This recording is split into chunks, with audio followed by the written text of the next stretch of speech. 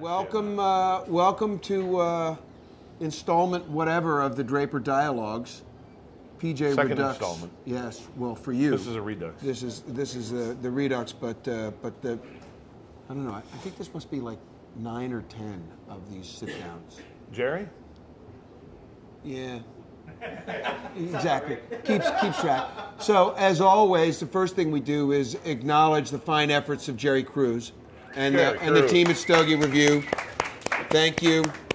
It's always great, and we appreciate having the record. So, and I appreciate your taking the time to do it. I have nothing else to do. So we'll start by saying that today is the day that we launch the new Draper House cigar, which is a Cabaguan, a beautiful size that is reminiscent of what we did 6 years ago for the 120th and what we did last year for the 125th. In order to get the commercial part where we tell you that it's available at W. Curtis Draper downtown, W. Curtis Draper in Bethesda, and the Civil Lounge, Civil Cigar Lounge, tell us about this cigar. It's got tobacco in it. Yeah. Connecticut Ecuador wrapper. Well, binders in Villa, Nicaragua. And how does it differ from both the classic Cabaguan and the Cabaguan Wapo series? No, it's the Cabaguan Classic blend. It's the classic. Yeah, Draper's is probably one of my biggest Cabaguan dealers in the country, Cabaguan Classics dealers in the country, and they asked me 6 years ago to do, or 7 years ago to do. A custom size for them, and that size came up. So that was my question: is was the size format your idea, or was it John Anderson's? Mostly, I think it might have been more John, but I always loved small cigars. Yeah. But that was the inspiration to the Guapo Junior, the size, because I liked the size so much and the response of that blend so much that I made the Guapo version of it and the Guapo Maduro version of it. But still, that's the one that sticks out to this day as the most special.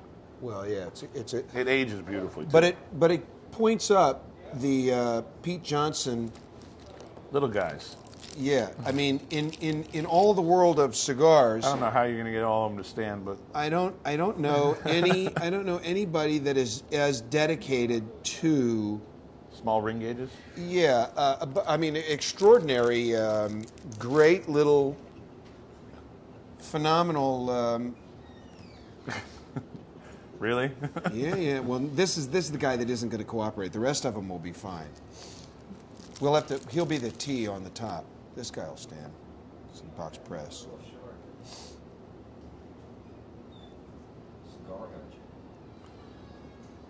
And we know the Petit Cazadores won't stand. So there's literally, there's no other line that lives like that. There's nobody else that has that collection. Yeah, this reminds me of the old Hoya de Monterey framed boxes of 1,000 shapes. Talk about these cigars. Talk about the difference in the blends. I mean, obviously we know Wapo and the Cabaguan and the Wapo, and then I didn't bring a Petit Cazadore. Yeah, well, because I'm out of them because they're so popular. Oh yeah. Yeah. Petit Cazadore is like the go-to everyday cigar for a whole bunch of my customers. Well, so we talked about the Guapo and the Guapo Junior, and then of course the WCD. And how those came about, but the Triunfador was wow. I think it was made how many years ago? 3.5 years ago. Yeah. And after the Triunfador Lancero. Yeah, it kind of it started really with the brown label No Way Is, which was my smallest at the time, and then it turned into the red label, which is the Leaning Tower over here. The Havana 6. Which is a toned-down version of the brown label. Yeah. And I just like classic old sizes or something that reminisce to like Monty 4s or Monty 5s. Monty 5s. And that's where like the La Riqueza and the Triunfador came in. La Riquezas are, Connecticut broadleaf wrapper. lower priming, so Seiko priming of a Connecticut broadleaf, which a lot of times you'll get a little sandy character off of a lower priming broadleaf, and then more medium blend, and then Triumphador was later about when I actually wanted something even milder than what I did with Cabai One. So you can smoke it every day? Yeah, Cabai One's got a little, it's milder, especially with the Connecticut Ecuador, but the Triumphador, I wanted something that had such a low amount of higher priming tobacco. So we did mostly Seiko and 1 stitch of Viso. In the reverse, you got the Cabai One, which has 2 Visos and 1 Seiko in it. So you're getting a little bit more spice out of the Cabai Ones than you would with the Triumphador. The Triumphador is probably my mildest cigar. And yet it has a ton of flavor. Yeah. The key was to get flavor before strength. Exactly. Or body before strength. Body. And on the subject of this little cigar, which now has somewhat... Yeah, 4x40. But it has trade dress now. Yes, it has a... It has the beautiful little band. Yeah. Which always reminds me of a Partagas short. Yeah, it's actually, the Partagas short size is more like the Triumphador and the La Riqueza, but the 4x40, it actually came about because the factory had a lot of like remnant leaves of wrappers that were not big enough to do anything with, and I saw an opportunity to make a great cigar, great little cigars like the Petit Cazadori and the Veracruz No. 5, to bring them out at a much lower price point than if you look at La Riqueza and Triumphador, which are in the $6-7 range. Right. Those come out at $4 to $5. Yeah. So it was nice to be able to like take the opportunity to drop some pricing, but also get a great power punch out of those small cigars. And of all of those, what's the most popular right now? Well, the Angele is probably one of my most popular. The Petit Cazadori is absolutely my biggest selling cigar. Actually, my biggest selling cigar of all cigars.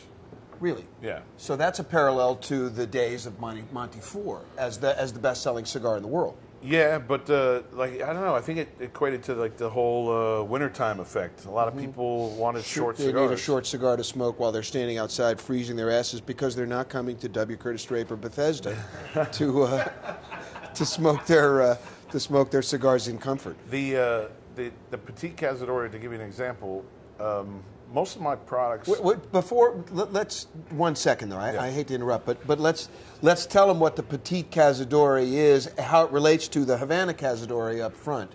So the format and what it looks like, because it obviously. Yeah, the Petit Cazadori is we call it Petit Cazadori Reserve because it has the broadleaf wrapper. Broadleaf wrapper. It's a very short format of the Havana Cazadori, which is a 6 3/8 by 43.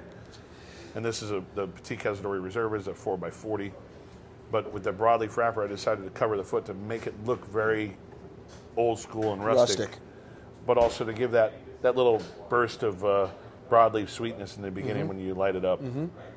Which it has, this extraordinary, and the aroma. When somebody lights one next to you, it's impossible to resist wanting to light one up yourself. So it's a brown label, but if you had to like take something closest to it, it'd be almost like a really short version of the Noea. Yeah. Even though the Cazadori blend is slightly a kick up from the regular brown label, it's very similar to that characteristic. How many shops sell the regular Havana Cazadori now? I mean, is it still like off the list and it's just still off the price list? I don't know, that cigar is like it.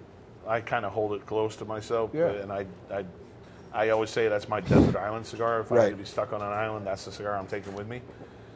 But I don't put it on the price list, so it's only available to people who know about it. If they know about it, they can order it, but it's not on the list for sale. I would say maybe 100 stores in the country know about it and really purchase it. It's not a big production. I think we roll maybe a few hundred boxes a year, so it's not a lot. 5,000-6,000 sticks. Not a big production at all. Right. Because no one knows about it, but also I like to keep it. I like to keep it that way.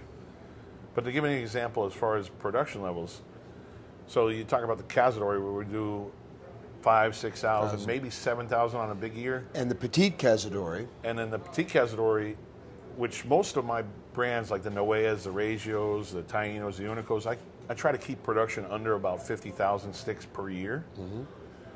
But if you look at the Petite Cazadori, I think my biggest year was about 86,000 cigars on one size.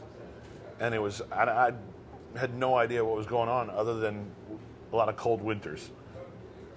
So, but it's a great cigar just to have in your pocket.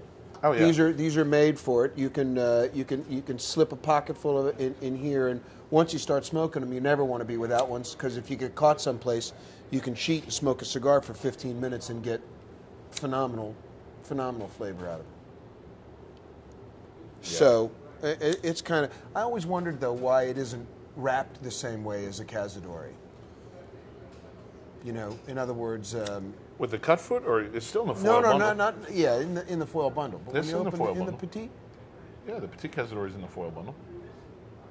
Not the Petite Tatuaje. Right. The Petite Cazadori comes in the foil bundle. Very similar to the regular Cazadori. But that's the trip of this year with the original 6 sizes. I'm doing the gold foil bundles on all 6 sizes. For how long? Just for the year. I call it like changing the Coke can for the year. Right. It's my commemorative packaging. You're going classic Coke. Yeah, like, I'm going the old school retro Pepsi can, Coke can, and just doing it for the year. And I realized that those are actually going to be probably the most collectible of the brown labels, because it's only going to happen for this one year, the covered foot. But these are how I used to get cigars made for me personally. Right. When I would call the factory and say, hey, make me a wheel of 50 for me to smoke, I would ask them to not cut the foot, covered foot, and send them in wheels of 50. Well, it turned into being the idea of like, well, I kind of want to bring that back for my 10-year anniversary. You should allow people to order wheels. I never thought of that. Special order, just, you know, like, hey, I want them that way. Yeah. It's a lot of cigars, though. 50 cigars is a lot of cigars. Yeah, but I mean, if you're in love with the cigar, the flavor is so extraordinary, and you already know it. You know, I mean, it's really not that big a deal to go from 25 to 50 if you're already enjoying what the flavor of the cigar is, you know, and why wouldn't you want to keep, you know, some special version of it? Okay. I'll let certain retailers do it. Yeah, okay, good. Yeah, so. As long as... But custom orders, so. Yeah, exactly, precisely. And committed, and the factory go, oh, great, we have to make another box? Well, that was the problem, because 10 years in Miami with doing the brown label, the girls in the Miami factory are so used to doing my cigars a certain way. And all of a sudden I throw this monkey wrench in and say, hey, by the way, you have to change the style of the roll, well, the way that it ends up looking. Yeah. And by the way, the box maker needs to add 1/8 of an inch to the box so we can actually put the foil paper on every bundle and also have that covered foot. So, and then we're changing the band also for the year with the 10-year anniversary band. So now they had to learn a whole new process, and come, January 1st next year, they got to go backwards. Exactly. Making life easy. That's great. Well, the girls in Miami were complaining that I wasn't doing anything new and special with them. So I said, okay, here you go. Right. And they said, okay, forget what we said. Fun. So people are going to see that at the show this year? The 10-year commemorative stuff's already shipping. It just started shipping last week. And we only got Especiales, Noeas, and Unicos in, and the other sizes are starting to filter in over the next couple weeks. Reggio.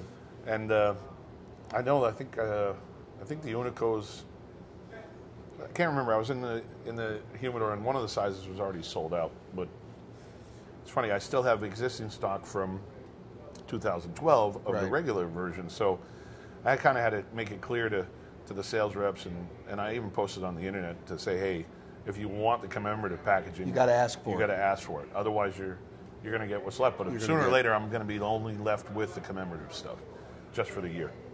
And I'll end up having commemorative packaging running into 2014. Because of anything that's rolled in December will be date stamped December, right, and it'll be packed that way. So I have a lot of inventory from December 2012 because of that. So for a little while, people could get both. Yeah, conceivably. Actually, if you think about it, you could get 3 different versions if you're in the right space. You hold on to your 2012, then you get your 2013s, and then you get the 2014. Right. All of the Havana Cazadores. Right. Exactly. Precisely of the one that defines what made it unique in the first place. Are you anticipating a worldwide tobacco shortage as a result of the trend that you created? 60 ring gauge cigars and the behemoths that are in the marketplace now, thanks to the Grand Cohonu? Yeah, the Grand Cohonu is kind of that's another one of my best sellers, and I hate to say it, but you did it. You did it. No, actually, it was inspired. You ruined the marketplace. It was inspired by a roller in Havana that Eric from the Big Easy in Studio City. Yeah. He was asking me for a 60 ring gauge cigar, and I told him I would never make it unless Cuba did it. And I would say about a month later, a friend of mine came back from a trip, and he had a 5x60, and he said, I can't remember the roller's name either, but so-and-so wanted you to have this. Yeah, and I looked at it, I was like, and I had a couple of them. I found one recently in my stash. And I was like, I guess they're going to start doing this stuff. So I went back to the factory, and I made the 6.5x60. And now it's it sits right up there with the Petit Cazadores as the thing that everybody has to have. But there was a flavor It's crazy too, though. It's made in Miami, but it's a big cigar, and it's $15. Suggested retail. That's a lot of money for a cigar, and people buy it like it's Well, it's a lot of cigar for the money. It's the thing that had sort of set everybody up and said, "Oh my God, you have to smoke this cigar." Well, there were a lot of 60 ring gauges on the market. Philip Wynn did 60 ring gauges back in the day. I think he was one of the guys that started the trend, aside from Puros Indios. Puros, yeah. They had a ton of them, and also. But those were carnival cigars. Lou Rothman had the. Well, he had the Casablanca. Casablanca. What were they called? Casablanca. And you could get the full size version and the half version. The Jeroboam and the half Jeroboam and the half Jeroboam, but they were really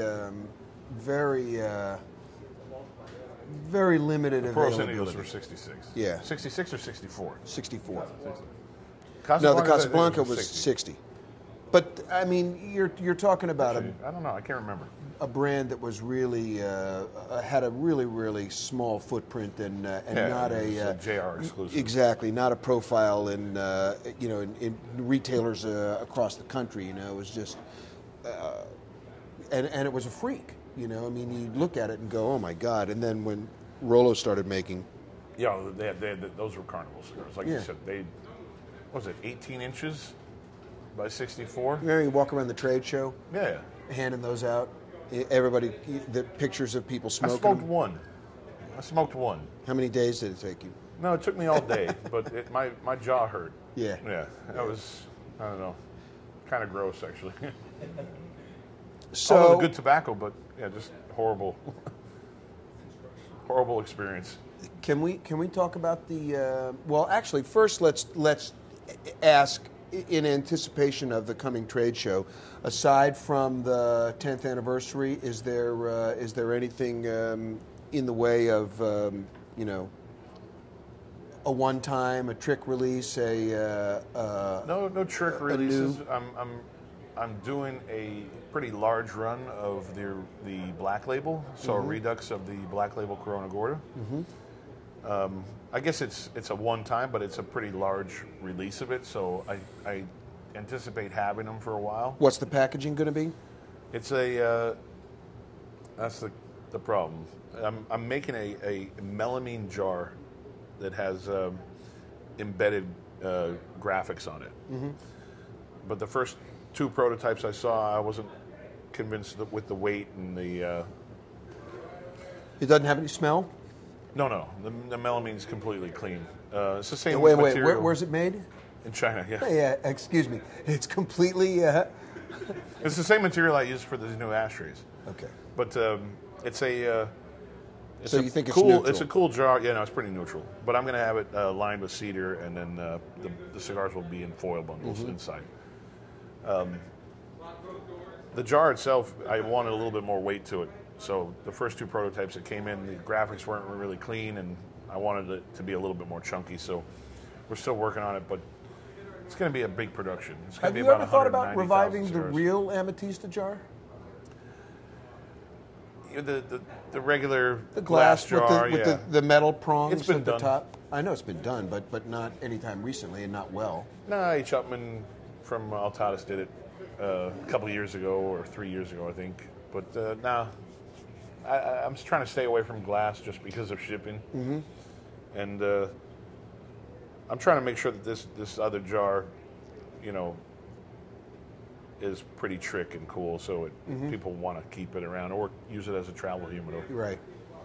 I actually do have something I'm working on, but it might get spilled over to next year, which is a neoprene humidor, a neoprene covered. Humidor that will have 22 cigars in it, and it's the tattoo cigar that I did a couple of years ago, but in a Robusto format. In a Robusto. Yeah, box press Robusto. I haven't finished anything on it. I have bands and box dress. That's it. And the humidors are going to show up in Miami in about a month. But the cigars will be made in Nicaragua and packed in Miami. Will you cellophane it Most likely. for damage control? Damage control. Yeah. But the humidor itself, it's a travel humidor built for that style, but it will be there won't be any humidification device in it because it'll be sold as a box of cigars, and then someone can use it. They can throw put a whatever they Boveda in want. there. Exactly. Put a pouch in it. And A Boveda pouch would be perfect for it, actually. So I don't know. Maybe I'll throw one in every humidor. We'll see. But that's probably going to end up spilling over to next year. The jar is my main concern right now. I'm hoping to have it at the trade show. ship in the fall. Yeah, but I'm making probably 10,000 jars, so I'm expecting to have them for a few years. We'll see. But it'll be the last time I do it. Last time you do the jar. Probably the last time I do the cigar. And it's going to go back to my personal stash. Right. In other words, the black will essentially disappear from the marketplace Well, when they're done. not the black like the black Petit Lancero is a Petit continuous Lancero. production, but the black Corona Gorda is like a one-time redux. Or it could be an anniversary thing. Maybe I do it on my 15, and hopefully if I make it to 20, I'll do it on 20. And do a different color jar. I don't know. Okay, so since we're thinking of 15 and 20, and that sort of segues into what's the next challenge on the horizon? What do you want to do that's different? I want to go back to regular production. I'm tired of changing the racks every season. I mean, honestly, it's become like a lot of work. Yeah. I mean, that's why I couldn't get to my La Verite 2010 is because I just didn't have time to do it. Luckily, I still have some of the tobacco. So if I made some production, it'd be a much smaller production. But I'm getting tired of playing catch up. I mean, You mean announcing something and having to gear up to produce it and then fulfilling demand? I mean, the greatest thing about this new WCD, it's like trying to teach people that Cab One is still a great cigar. And then the greatest thing about the 10-year anniversary brown labels, it's bringing attention back to what started it all for me. Well, yeah, the core product. And stuff that I've been making since day one that people have forgot that I made. Well, but that's a hazard of any brand becoming a mature as opposed to a darling. In other words, once you're part of the landscape and people understand, you go from being this year's must-have to a perennial and something that everybody should, line their humidors with. Yeah.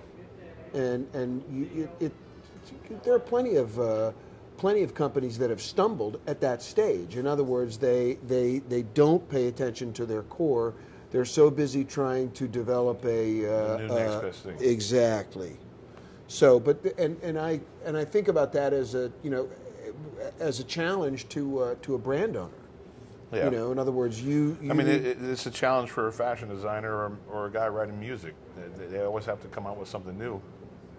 It's kind of what I've been doing over the last, 6 years with the brand. Mm-hmm. But it's been hard to. I mean, I will always have my Monster series until the 13 are finally up. Right. But it's But hard in terms to, of it's hard to special come up. releases, you're thinking that you'd rather not have a new dog and pony show. Yeah, I mean, obviously the monsters will be there, but it's hard for me to come up with more and more. I mean, I built a big portfolio, and then I started a new company for another portfolio and another family member. I'm a pretty broad company right now, and it's hard to keep on coming up. It's almost like I'm trying to force feed. If you're a loyal Tatuaje retailer, you have for a loyal Tatuaje retailer, you have a substantial amount of real estate now from what it used to be, which is a little niche corner. This is also a good point. Let's talk about L'Atelier a little bit. Yeah. So the motivation was to put a product into the marketplace in somebody else's hands? Honestly, I kept on looking at a lot of different tobaccos that Garcia's had, and Pepin had showed me a wrapper down in Nicaragua called Santo Spiritus, the seed varietal. Mm-hmm. And as soon as I saw it, I kind of knew what it was supposed to go on. I knew it was supposed to go straight after the Mexique market. Right.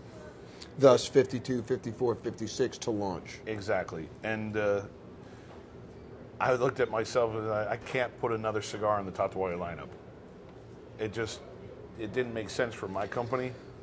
And at the time, my brother was going through a stage in his life that he was just disheartened with what he was doing. Uh-huh. And I said, you know what, this is a perfect opportunity to bring my brother into this business and involve a couple friends and start a whole new company and let them, that new company, be my experimental workshop. And that's why it's called Atelier, the workshop.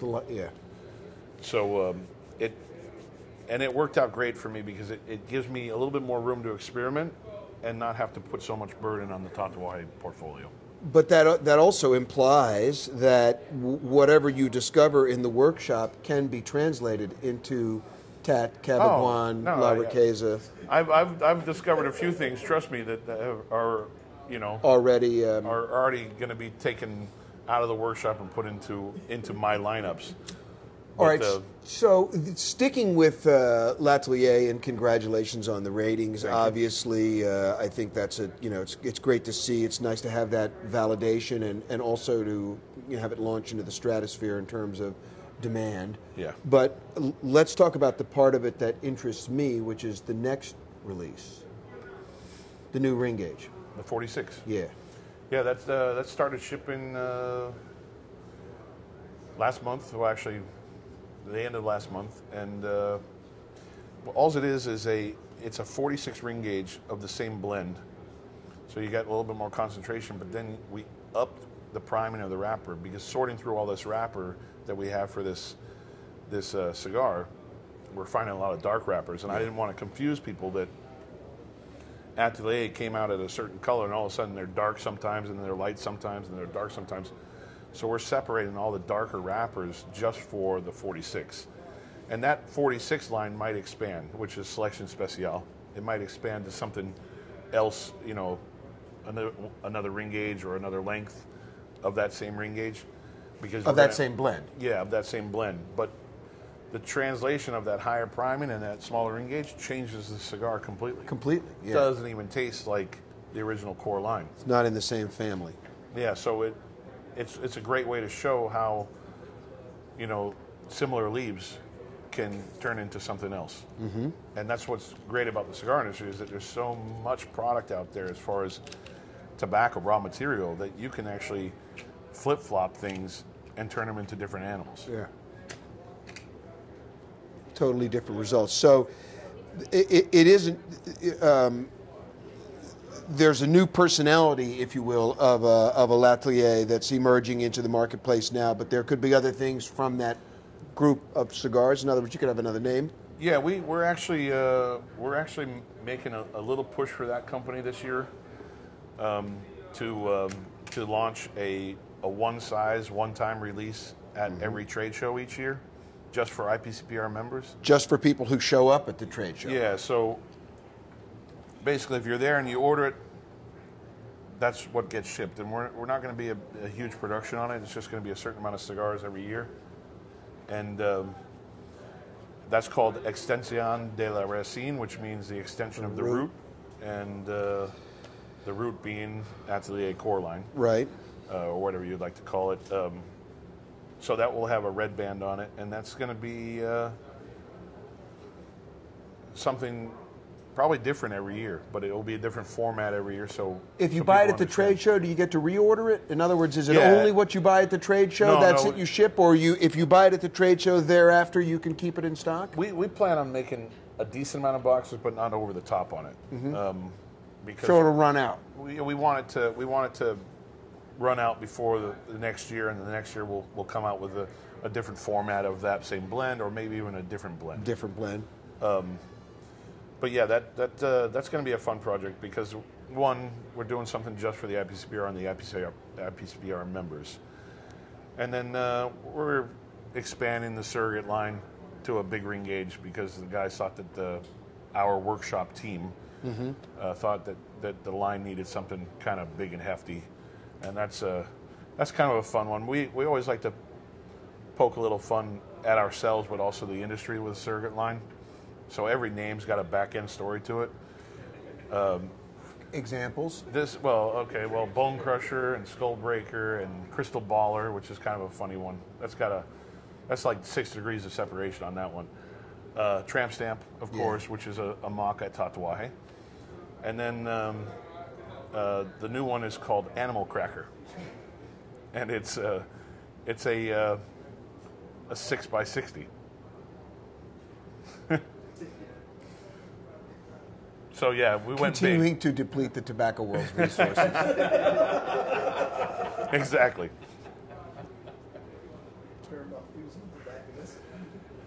We have a small project we're trying to work on for next year on that line, for the bundle line, to do little 5-packs of little shorties. Yeah. We're not quite settled on the name yet, but I don't want to talk about it because I don't want some other cigar company to steal it. So sure.